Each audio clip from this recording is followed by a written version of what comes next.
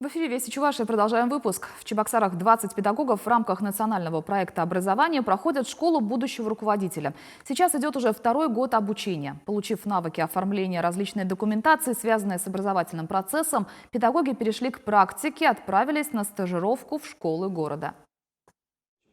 Алексей Ляхов всего третий год работает в должности заместителя директора 11-й Чебоксарской школы. При этом он курирует такие важные вопросы, как государственная итоговая аттестация, информатизация, инновационное образование учеников. А параллельно еще и ведет уроки музыки. Педагог считает, что современный руководитель должен отвечать требованиям многозадачности. Сегодня он пришел на стажировку в 47-ю школу, чтобы перенять опыт ее руководителей. А в чем-то и поделиться своим. К примеру, с коллегами обсудил, какими словами они обычно реагируют на правильные ответы учеников. Похвала для многих детей – стимул двигаться дальше. Здорово, я бы даже сказал шедевральный.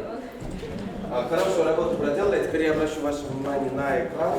Теперь сравните, какие фразы можно использовать. Стажировка будущего руководителя продлится неделю. В течение этого времени он будет работать по программе образовательного учреждения, в котором набирается опыта. Основная цель школы будущего руководителя – сформировать контингент высококвалифицированных специалистов, готовых к руководящей должности, и предоставить отличившимся педагогам возможность карьерного роста. Молодые специалисты проводят педагогические собрания как раз уже в незнакомой школе.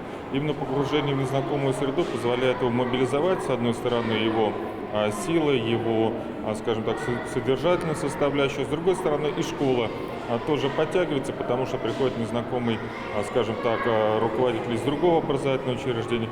И вот в этом синтезе как раз и получается, что школа движется вперед. Также одно из необходимых условий школы будущего руководителя – пройти стажировку в одном из образовательных учреждений Москвы или Казани. За 2 года данного проекта мы обучились в школах города Чебоксары, мы съездили на стажировку в город Казань, в одну из лучших школ города Казани, прошли обучение у директоров, посмотрели систему образования именно Республики Татарстан.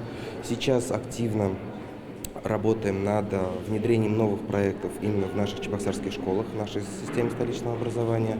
Школа будущего руководителя позволит ее ученикам развить лидерские качества, а также увеличит кадровый потенциал города в целом. Причем в столичном управлении образования отмечают, что включиться в программу обучения еще не поздно. Екатерина Храмкина, Алиса